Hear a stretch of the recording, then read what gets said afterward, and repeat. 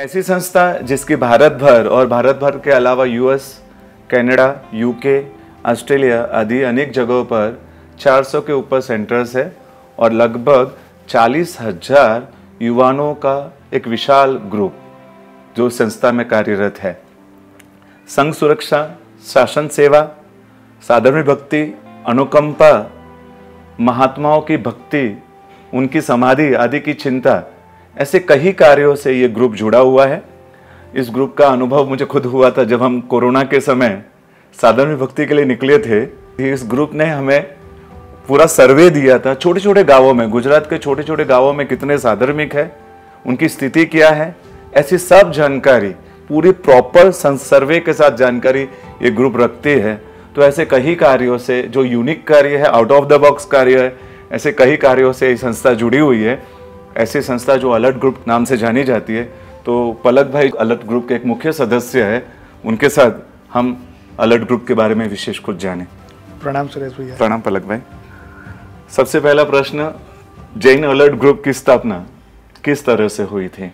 वो कोई धन्य दिन होगा और धन्य पल होगा जी, जिस दिन मेरे जैसे हजारों युवकों के जीवन परिवर्तन करने वाले आचार्य भगवंत हेमरत्नेश्वरी महाराज साहब ने राजकोट मुकाम पर सन 1983 में अलर्ट ग्रुप की स्थापना की थी। जी। पूज्य गुरुदेव के हृदय में युवा बसते थे, इसलिए उनको युवा हृदय सम्राट बोलते थे। जी, जी। उन्होंने युवाओं को ऐसा सिंचन किया कि देखते देखते देखते देखते करीबन आयु ब्रांचेस सन 2008 तक जुड़ गई और हम सबके लिए एक आघातजनक दिन आया जब सन 2008 में पूज्य गुरुदेव का काल धर्म हुआ। छोटी उम्र में हो गया था, खूब छोटी उम्र में। हाँ। जिस दिन ये समाचार हमारे जैसे अनेकों युवाओं पर आया तो कोई ये मानने को तैयार ही नहीं था कि हमारे गुरुदेव हमारे बीच में नहीं रहे हैं। वो आज भी वो दिन कोई भी युवा अगर याद करता है तो उसकी आंख गीली हो जाती है, उसका हृदय पिघल जाता है। शासन ने भी एक बहुत बड़े रत्न को खो दिया। शासन की एक उत्तम सेवा, जैसे चंद्रशेखर जी महाराज साहब को जब हम याद करते हैं हमने खोया था तो शासन रोया था, वैसे ही ये पल थे पूज्य हेमरत्नेश्वरी महाराज साहब। हमको कुछ मालूम ही नहीं पड़ता था सुरेश भी हम क्या करेंगे, अब आगे हम कैसा करेंगे, हमारा ग्रुप कौन चलाएगा, कैसे हम कार्य करेंगे, कौन हमको मार्गदर्शन देगा। वो आज भी मैं बोलता हूँ तो मेरे आपकी स्थिति देखकर भी जी आपको इसी दिन से, लेकिन हमारा कुछ सद्भाग्य रहा होगा कि इसी दिन से सरस्वती लब्ध प्रसाद पूज्य आचार्य भगवंत रत्न सुंदर सूरी महाराज साहब ने ग्रुप की कमान संभाल ली। पूज्य युवा हृदय सम्राट आचार्य भगवंत हेमरत्नेश्वरी महाराज साहब के स्वर्ग लोक से आशीर्वाद और पूज्य आचार्य भगवंत रत्न सुंदर सूरी महाराज साहब की शुभ प्रेरणा, श्रावक रत्न श्रीयुत कुमार पाल भाई वीसा का सतत मिलता हुआ मार्गदर्शन, श्री कल्पेश भाई का सफल नेतृत्व, युवाओं को ऐसा मिलता गया कि जो सन 1983 में युवा हृदय सम्राट आचार्य भगवंत हेमरत्नेश्वरी महाराज साहब ने जो 5, 15, 25, 50 युवकों से जब राजकोट में ये ग्रुप की स्थापना की थी, जब ये नींव रखा था, ये जो बीज बोया हुआ था वो आज एक वटवृक्ष बन चुका है और 400 से ज्यादा शाखा है और 40,000 से ज्यादा युवकों का एक समर्पित युवकों का एक संगठन। पूज्य हेमरत्नेश्वरी जी महाराज साहब का जो स्वप्न उन्होंने देखा था अलर्ट ग्रुप के माध्यम से, वो स्वप्न किस तरह से पूरा हो रहा है? वो स्वप्न, क्योंकि छोटी उम्र में जैसे बताया आपने कालधर्म हो गया, फिर भी उन्होंने एक स्वप्न तो देखा होगा। हाँ सुरेश भैया, जो भी युवा हो, जो भी श्रावक हो, वो आचार्य भगवंत हेमरत्नेश्वरी महाराज साहब के जो भी नजदीक होगा, जो उनको जानता था या पहचानता था, उनको मालूम था कि वो पूज्य गुरुदेव की सोचें कुछ अलग थी, उनकी कार्य करने की पद्धति भी कुछ अलग थी। अच्छे आर्किटेक्ट हो, इंजीनियर्स हो, बुद्धिजीवी वर्ग भी हो, तो भी वो उनके आगे कमजोर हो जाता था। वो भले वो कुछ उन्होंने से स्टडी नहीं की थी, किंतु वो संयम जीवन में भी उनके पास इतना, वो दिन में सपने दिखते थे। हम लोग रात में सपने दिखते हैं, वो दिन में सपने दिखते थे शासन के लिए। और केवल सपने देखना नहीं, वो स्वप्न साकार करने के लिए वो लग जाते थे। उसका एक उदाहरण मैं आपको दूं तो शाहपुर मानस मंदिर तीर्थ की आपने यात्रा की होगी। लगभग करीबन मेरे ख्याल से ये बात है 27-28 ईयर्स पहले की, 1907-1908 की, जब ये मानस मंदिर तीर्थ शाहपुर बनाने का निर्णय किया, तब मैं तो छोटा था, फिर भी जुड़ा हुआ था गुरुदेव के साथ। शिविर में भी मैं जाता था, तो मैं बैठा था और एक आर्किटेक्ट गुरुदेव के पास आए, मुंबई के बहुत जाने माने आर्किटेक्ट थे, और जिनालय की बात चल रही थी, सोमपुरा। तो गुरुदेव ने बोला कि मुझे 78x78 बाय का 78x78 करीबन 80 फुट बाय 80 फुट का मुझे रंग मंडप चाहिए, जहाँ पर भी जो भी लोग बैठे उनको परमात्मा दिखने चाहिए, बीच में भी पिल्लर नहीं चाहिए। वो सोमपुरा बोले साहब ये पॉसिबल ही नहीं, आप कैसी बात कर रहे हो? ये 78x78 का यानी कि 78x78 का रंग मंडप, और वो विदाउट पिल्लरलेस रंग मंडप, वो पॉसिबल इंडिया में है नहीं। हम फॉरेन में नहीं है कि वहां पर मंदिर नहीं खड़ा करना है कि ये ऐसी टेक्नोलॉजी से हम कर पाएंगे। गुरुदेव बोले नहीं, मुझे तो करना ही है। और गुरुदेव ने इतना स्टडी कर दिया, उन्होंने आर्किटेक्ट को बता दिया कैसे ऐसे आपको ड्राइंग करना है, ऐसे ऐसे आपको प्लान करना है, और आज आप देखो मानस मंदिर तीर्थ परमात्मा, आप देखो आदेश्वर परमात्मा, वो रंग मंडप, हमको लगे कि ये कैसे हो सकता है। वो गुरुदेव थे। गुरुदेव को मैं आपको बोलूँ ना सुरेश भैया, तो वो गुजराती में ऑलवेज हमको बोलते थे हमारी शिविर में उस वक्त पर कि अगर मारू चाले तो હું પાંદડે પાંદડે પ્રભુ વીરનું નામ લખી દઉં, બરાબર, પાંદડે પાંદડે પ્રભુ મહાવીરનું નામ લખી દઉં, यानी कि हर पन्ने पन्ने पर प्रभु, पत्ते पत्ते पर मैं प्रभु वीर का नाम लिख दूं जी।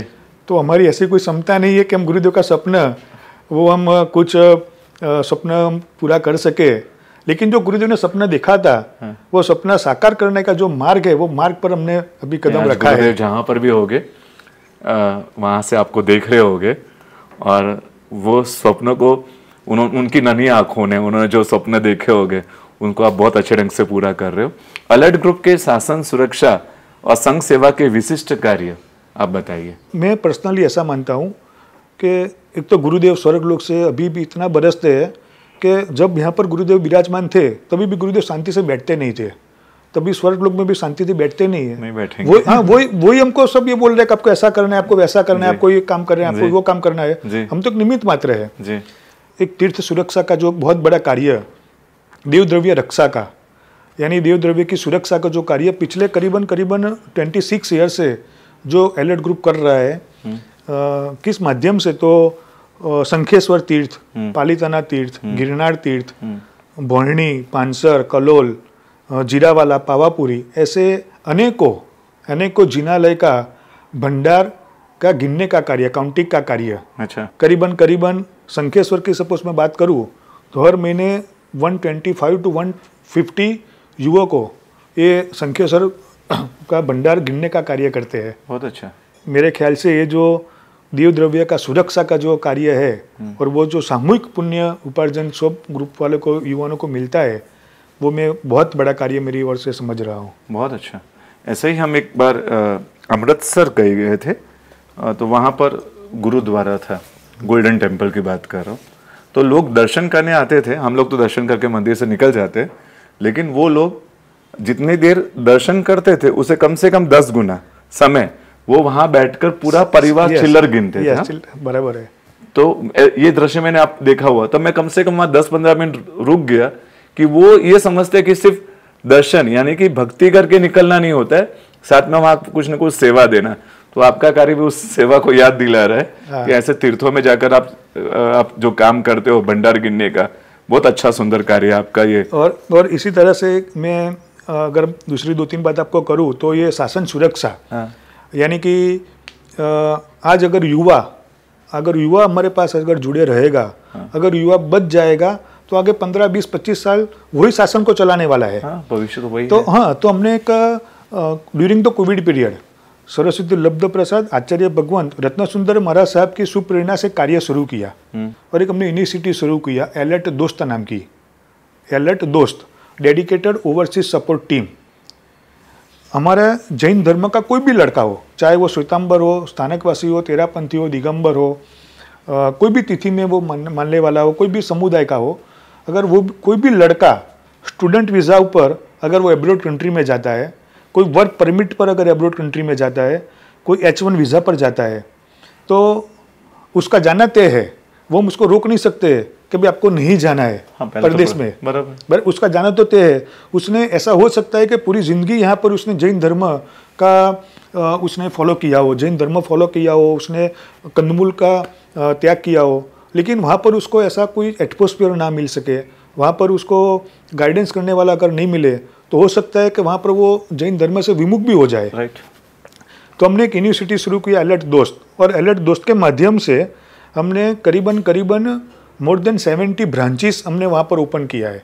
यूएसए, यूके, कनाडा और ऑस्ट्रेलिया 4 कंट्री के अंदर। अपने यहाँ से जो भी लड़का या लड़की वो एब्रोड कंट्री में जाता है तो एक सिंपल रजिस्ट्रेशन फॉर्म है, फ्री ऑफ कॉस्ट है, वो रजिस्टर करवाता है। वो जहाँ पर भी जो भी यूनिवर्सिटी में वहाँ पर स्टडी करने के लिए जाने वाला है तो वहाँ पर हमारे होस्ट फैमिली है। हाँ। वो होस्ट फैमिली उनके साथ उनको फ़ोन करके उनसे बात कर लेते हैं, उनको एयरपोर्ट से रिसीव करके उनको जैन ग्रोसरी कहाँ से मिलेगी, उनको जैन मील कहाँ पर मिलेगा, पूरा गाइड करते हैं। हाँ, पूरा गाइड करते हैं। उनका लीगल डॉक्यूमेंट कैसे करने का, यानी जब तक वो अपेक्षा से एक साधर्मिक भक्ति का सुरक्षा, हाँ, वो शासन सुरक्षा की बात चल रही है अपनी। तो साधर्मिक सुरक्षित रहेगा तो शासन सुरक्षित रहेगा। हाँ, तो जब तक वो नई कंट्री के अंदर, नए देश के अंदर अगर जब तक वो सेट नहीं होता है, सेटल नहीं होता है, तब तक हमारा एक भाई, हमारा एक जैन बंधु यानी कि होस्ट फैमिली, वो उसका फैमिली मेंबर बन के उसके साथ रहता है। बहुत सुंदर कार्य। मैंने कहा ना आपके ग्रुप के यूनिक कार्य बहुत सारे हम आगे भी सुनेंगे जो आउट ऑफ द बॉक्स रहेंगे। अगला प्रश्न है, पूज्य श्रमण श्रमणी भगवंतों की शाता समाधि और सुरक्षा के कार्य में आपका योगदान कितना है, कैसा? यानी अभी कैसा है, श्रमण श्रमणी भगवंतों की वैयावच भक्ति, हाँ। यानी मेरे ख्याल से अभी अपने संघ के अंदर अभी माहौल ऐसा बन चुका है कि वैयावच भक्ति यानी कि क्या, तो कोई भी गुरु भगवंत को, साधु भगवंत, साध्वी जी भगवंत को कुछ सामग्री वराना, हाँ। उनके साथ विहार सेवा में कार्य करना, मेडिकल जरूरत पूरी करना, वो मेरे ख्याल से वो सीमित हो चुका है वैयावच भक्ति में। हमने क्या किया है, सुरेश भैया, पूज्य आचार्य रत्न सुंदर महाराज साहब की शुभ प्रेरणा से हमने एक आउट ऑफ द बॉक्स कार्य शुरू किया। और जो साध्वी जी भगवंत है पर्टिकुलरली, और कोई भी कारणवश वो अगर कोई भी उपाश्रय में कहीं सालों से वो स्थिर वास कर रहे हैं, और वैसे उपाश्रय कि जो उपाश्रय में खिड़की में ग्लास नहीं है, कांच नहीं है, वहाँ पर कहीं सालों से मेंटेन हुआ नहीं है उनका उपाश्रय, उनका स्थान, तो उसके हिसाब से भीज आ रहा है और पानी टिपक रहा है बारिश में। बराबर, आप समझ सकते हो, अगर ठंडी का मौसम हो और हमारे घर की अगर एक खिड़की भी थोड़ी सी भी खुली हो ना, तो हम बेचैन हो जाते हैं। तो समझो आप, ये साधु भगवंत, तो महाराज साहब साधु जी भगवंत कहीं सालों से ऐसे ऐसे उपाश्रय में रह रहे हैं कि जहाँ पर ना उनका मेंटेनेंस हुआ है, कि जहाँ पर नहीं कोई कलर काम हुआ है, ना कोई मिस्त्री काम हुआ है।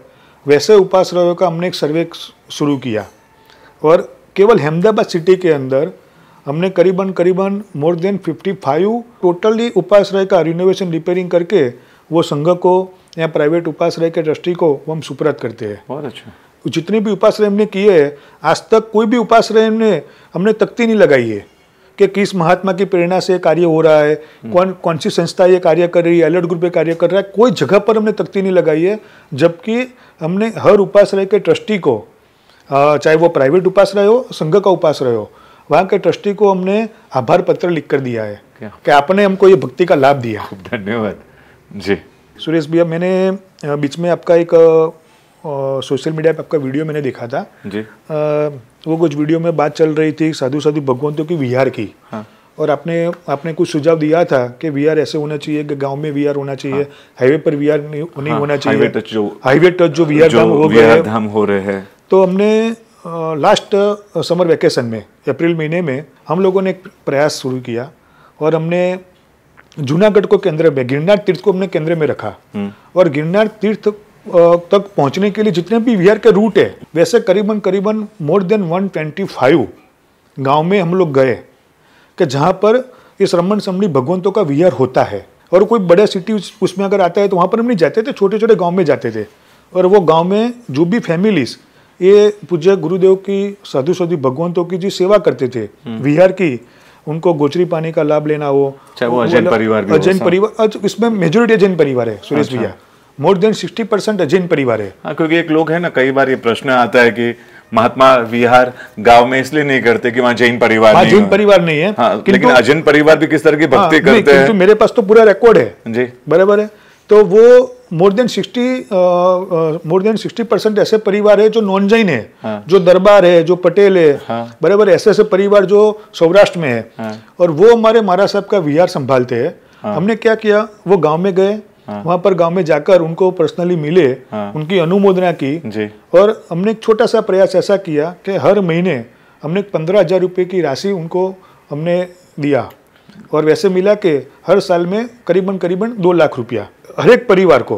बहुत और अच्छा। वो केवल कारण इतना ही था कि ये पैसे से वो उनके घर में भी अगर कुछ जरूरत होगी तो ये रकम में से उनकी जरूरत वो पूरी कर सकेंगे। महाराज साहब अगर आ जाएंगे, क्योंकि आप नहीं मानोगे सुरेश भैया, गिरनार तीर्थ के विहार पर जब हमने सर्वे किया शुरू, तो करीबन 1500, 2000, 2500 साधु भगवंत, उनके साथ व्हीलचेयर वाले, उनके साथ मुमुक्षु, 2500, 3000 एक महीने के फिगर से। हाँ। आप सोचो कि एक गांव में एक परिवार, 2 परिवार या 3 परिवार है, वो कैसे विहार संभालते होंगे। हाँ। हमने इतनी अनुमोदना की कि हम तो आज आए। हाँ। कहीं सालों से आप ये विहार संभाल रहे हो। जी। और इसमें एक परिवार हमको मिल गया सुरेश भैया, चक्रावा गांव है, चक्रावा। हाँ। ऊना हजारा से गिरनार तीर्थ के विहार पर दूसरा या तीसरा विहार धाम आता है। हाँ। विहार का रूट आता है, गांव आता है। हाँ। वो चक्रावा गांव में मेन हाईवे पर एक परिवार है, दरबार है बापू। हाँ। उसकी हाइट आप देखो तो 6 फुट 3 इंच उसकी हाइट, बॉडी। हाँ। और प्योर बापू परिवार। हाँ। हम उसको मिले। हमारा नियम होता है, कुमारपाल काका साथ में होते हैं, तो हम किसी के भी घर जाते हैं सर्वे के लिए, तो वहाँ पर हम कुछ चाह भोजन कुछ लेते नहीं है। तो हम वहाँ पर बैठे, बात की, सर्वे किया। तो सुरेश भैया उन्होंने जब बात की ना, हम में से किसी के आंसू रोक नहीं पाए हम। पहले हमने शुरुआत की बात की, ऐसे भक्ति करते, चलो मेरे साथ आओ, मेरे घर में ये मेरा वोडा है, ये मेरा रूम है। हाँ। ये मेरा हॉल है, यहाँ पर महाराज साहब को हम ठहरते हैं, यहाँ पर वो आराम करते हैं, हमारा पूरा घर खाली कर देते हैं हम। फिर उन्हें हमको बोला कि जब महाराज साहब विहार करके मेरे घर पर आते हैं, गाँव में आते हैं, तो हमारा नियम है कोई भी लेडीज़ खेत पर जाती नहीं है, और कोई भी जेंट्स काम पर जाता नहीं है। वो पूरा दिन उनको घर पर ही रहने का, उनकी भक्ति करने की, सेवा करने का। और लास्ट में ऐसा बोला कि जब वो दूसरे दिन विहार करते हैं तो हम हमको विहार में दूसरे गांव तक छोड़ने के लिए हम जाते हैं, 15 मिनट 20 मिनट आधे घंटे के तक उनके साथ जाते हैं।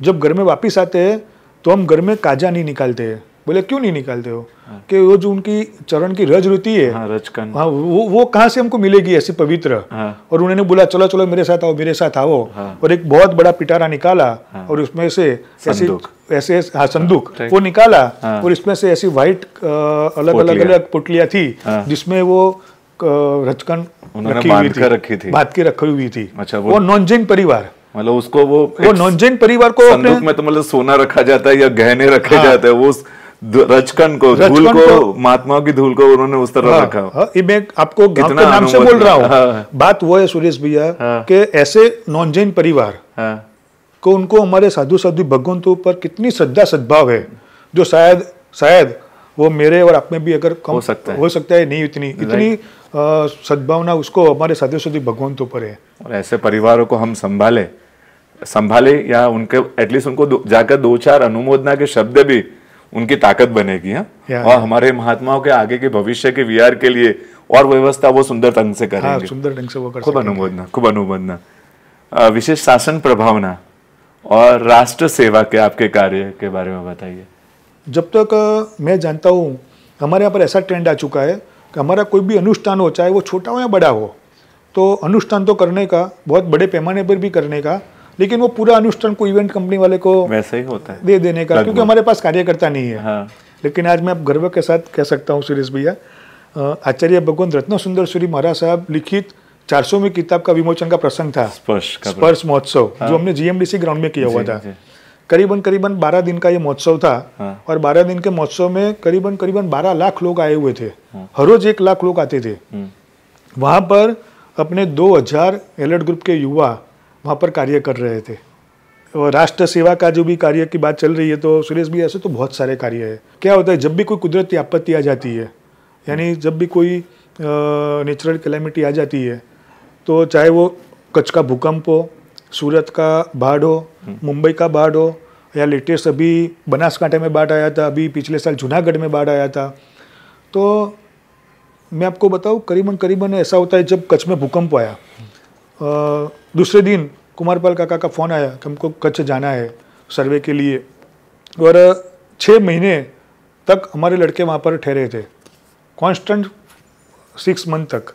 और वहाँ पर 13,000 फैमिली, उस टाइम पर 13,000 फैमिली को 10-10 हज़ार रुपये का भक्ति उस टाइम पे करने का लाभ मिला हुआ था। और वो जो सर्वे का डेटा था, चाहे फिर वो कच्छ का भूकंप का हो, बनासकांठा का पूर्व राहत का कार्य हो, वो जो डेटा हम गवर्नमेंट को देते थे, गवर्नमेंट हमसे डेटा लेने के लिए आते थे कि आपको जो सर्वे करते हो, क्योंकि वो ग्राउंड लेवल का सर्वे का तो मैं कहूँगा ना, मेरा खुद का अनुभव मैंने बताया। हाँ, जब कोरोना के समय, हाँ, क्योंकि क्या हमें जो भक्ति करनी थी, तो आपका जो डेटा था, आपका जो सर्वे किया था, इतना इजी हुआ था हमारे लिए एक एक परिवार तक पहुंचना। नहीं तो कहाँ किसको पूछना, किसी और ग्रुप को या किसी और संस्था या किसी और पर्सन को भी भक्ति करनी, तो पहुंचना कैसे, वो बड़ा टास्क था। तो हमने भी बनासकांठा जिला और 2-3 जिले लिए थे और आपसे पूरा सर्वे रिपोर्ट लेकर हम पहुंचे थे। और वो हमारे लिए यादगार क्षण थे कि इस तरह से हमें बहुत कम समय में हम बहुत लोगों तक पहुंच पाए। हाँ, हम हर 14 फरवरी यानी वैलेंटाइन डे या 15 अगस्त, दोनों में से कोई भी एक दिन साल में हम एक ऐसा प्रोग्राम करते हैं। वो आपने के बीच में वीडियो में भी मैंने बहुत साल पहले सुना था, आपने एक एग्जांपल दिया था ट्रेन के ड्राइवर का सम्मान करने का। जी जी, वो एक प्रोग्राम हमने किया था जी। इस हिसाब से एसटी बस जो चलाते हैं, एसटी बस के ड्राइवर्स और कंडक्टर्स, करीबन 9,000 से ज़्यादा एसटी बस वाले ड्राइवर और कंडक्टर को हमने सम्मान किया था। बहुत अच्छा। और उनकी अनुमोदना की थी। फिर हमने हर एक अलग अलग सिटीज़ के अंदर पुलिस डिपार्टमेंट का हमने एप्रिसिएशन किया था। बहुत अच्छा। फायर डिपार्टमेंट का हमने एप्रिसिएशन किया था। पिछले साल हमने जहाँ पर भी 108 की सेवा देते हैं डॉक्टर्स या टीम, वो हर एक 108 टीम वाले को हमने पर्सनली मिलकर उनकी अनुमोदना की थी। बहुत अच्छा। बात तुम वैसे ही करते थे, एलाइड ग्रुप से आते हैं वैसी बात नहीं करते, क्योंकि मालूम ही नहीं एलाइड ग्रुप कौन है। हम प्रभु महावीर के जैन धर्म से आते हैं, हमारा जैन युवकों का एक संगठन है, और आपकी अनुमोदना करते हैं। उनको एक बहुत अच्छा सर्टिफिकेट, गुरुदेव की किताब का सेट और मिठाई का बॉक्स। बहुत अच्छा। वैसे ये जैन शासन प्रभावना का ये बहुत बड़ा कार्य होता है। इस हिसाब से पिछले कई सालों से इन ऑल ओवर इंडिया के अंदर कि जहाँ पर भी कोई भी सोल्जर का निधन होता है, यानी वो शहीद होता है सोल्जर, और जब भी हमारे पास समाचार आ जाता है, और अगर उसकी पालकी यात्रा के पहले अगर हमारे पास समाचार आता है, तो हमारे नज़दीक के ग्रुप वाले, जो भी नज़दीक के ग्रुप है, वो 5, 15, 20, 50, 100, 200 युवान व्हाइट एंड व्हाइट में जाते हैं और उसकी पालकी यात्रा में जुड़ते हैं। बहुत अच्छा।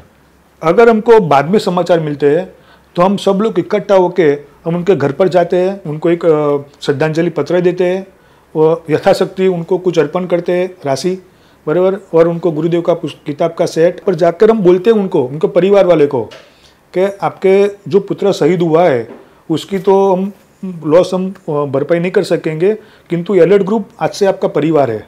कभी भी आज आप हमको, हमारा नंबर वहाँ पर हम देकर आते हैं कि आपको लाइफ टाइम कभी भी अगर कुछ भी ज़रूरत रहती है, आप हमको केवल याद करना, ये लड़के आपके साथ हाजिर हो जाएंगे। बहुत उत्तम शासन प्रभावना है, बहुत उत्तम शासन प्रभावना। सादरवी भक्ति के कार्य क्षेत्र में आपका क्या योगदान है? आपने बताया कोविड में, तो मैं आपको कोविड की बात करूं तो उसका कार्य ऐसा हुआ था। ड्यूरिंग द कोविड पीरियड गुरुदेव को एक पत्र लिखने का हुआ। मैंने एक पत्र लिखा और गुरुदेव को थोड़ी स्थिति बताई कि गुरुदेव अभी ऐसी ऐसी स्थिति है, और वेंटिलेटर वाली स्थिति थी, अच्छे परिवार के जॉब चली गई थी, अच्छे फैमिलीज के पास जो बिजनेस था, वो बिजनेस की कैटेगरी ऐसी थी कि वो बिजनेस डाउन हो चुके थे। वैसे समय में हमको ये साधर्मिकों की हमको भक्ति करनी थी। तो हमने क्या किया सुरेश भैया, एक संगठन, अभी बात संगठन पर आती है, तो एक संगठन क्या कार्य कर सकता है। हमने उस टाइम पर वर्चुअल मीटिंग शुरू किया, अपने अलग अलग जोन, अलग अलग सिटी, अलग अलग राज्यों के लीडर्स के साथ हमने ऑनलाइन जूम मीटिंग शुरू किया, और हमने सबको बात की कि हमको ऐसा कुछ कार्य करना पड़ेगा। अभी ये ज़रूरत है अपने जैन समाज के लिए, ये अपने जो भी सहधर्मी भाई है उनके साथ खड़ा रहना वो हमारी नैतिक जवाबदारी है। और आप बिलीव नहीं करोगे सुरेश भैया, उस टाइम पर मुझे अभी भी याद है, करीबन 9 राज्यों के मोर देन 75 डिस्ट्रिक्ट थे, जिले, और 950 से ज़्यादा छोटे गांव के हमने 4000 फैमिली को एडोप्ट किया था। बहुत सुंदर। और ये 4000 परिवार को लगातार 13 महीने तक कुछ ना कुछ राशि हमारी यथाशक्ति अनुसार उनको राशि भेजने का कार्य करते थे। लेकिन हमने क्या किया था सुरेश भैया, उस टाइम पे हमने ऐसा किया था कि कुछ आउट ऑफ द बॉक्स, कि जो भी डोनर्स है हमारे, वो डोनर्स को और ये फैमिलीज़ की थोड़ी इन्फॉर्मेशन हमने कॉन्फिडेंशियल रखी थी, लेकिन फिर भी वो डोनर्स को और फैमिली को हमने मैच करवा दिया था। अभी भी ये 4 या 5 साल हुआ, कोविड चला गया, 2020 में कोविड था फर्स्ट वेव, बराबर। अभी भी 2025 से कितने फैमिलीज ऐसे हैं जो डोनर्स आज वो परिवार को हैंडल कर रहे हैं, जो उनको संभाल रहे हैं। हमने तो भक्ति 13 महीने तक ही हमने की थी, किंतु उन्होंने आज चालू रखी है। सेतु बनने का काम किया, सेतु बनने का कार्य किया। जी, बहुत सुंदर। और अभी हमने पिछले 3 महीने पहले अहमदाबाद से शुरू किया है, और हमारी तो सोच ऐसी है, और अभी सपने भी देखा हुआ है कि पूरे गुजरात के अंदर और पूरे हिंदुस्तान के अंदर हम ये कार्य आगे करने वाले हैं।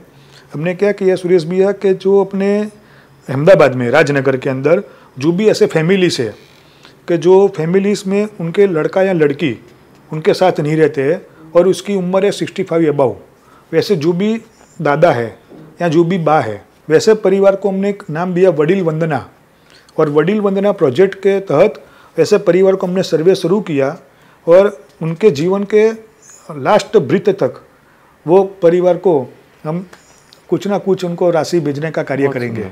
बहुत सुंदर। वो तो करने वाले हैं, और साथ साथ में हमने युवकों की टीम बनाई है जो हर महीने में 2 बार उनके घर पर जाएंगे और उनको साता और समाधि देने का कार्य करेंगे, उनके साथ बैठने का, उनके साथ बात करने की, उनके सुख दुख में भागीदार होने का। बराबर। और ऐसा एक माहौल, ऐसी दुनिया बनानी है कि वो जो बा दादा है उनको अगर कुछ भी सुख दुख का उनके घर पर प्रसंग आता है तो उनके लड़का या लड़की को बाद में याद करे, पहले अपने एलर्ट ग्रुप के वो युवा को याद करने चाहिए। बहुत अच्छा, बहुत सुंदर। और वे आज चौथा महीना है, 3 महीने हमने उसकी भक्ति ऑलरेडी शुरू कर दी है ऑल ओवर अहमदाबाद के अंदर। बहुत अच्छा। युवा पीढ़ी शासन संघ के विशिष्ट कार्यों में जुड़े, उसके लिए अलर्ट ग्रुप की ओर से किस तरह के प्रयास और इसके लिए कोई प्लान, विजन है आपके पास? हमने अलग अलग इनिशिएटिव शुरू की है, और अलग अलग इनिशिएटिव के माध्यम से हम सुरेश भैया क्या करते हैं, ऑनलाइन सेमिनार्स करते हैं, ऑफलाइन सेमिनार करते हैं, यानी छोटे छोटे गांव में हम सेमिनार करते हैं।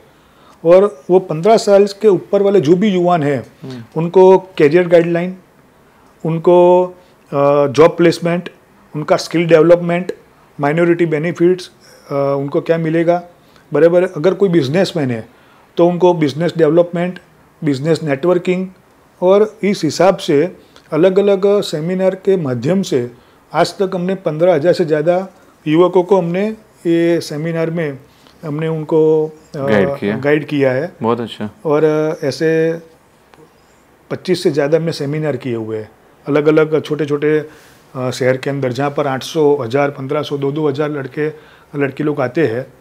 और उनका जो सेतु बनने का जो कार्य है ना, वो एलर्ट एम्प्लॉयमेंट एक्सचेंज, एक हमारा यूनिवर्सिटी का नाम है AEE।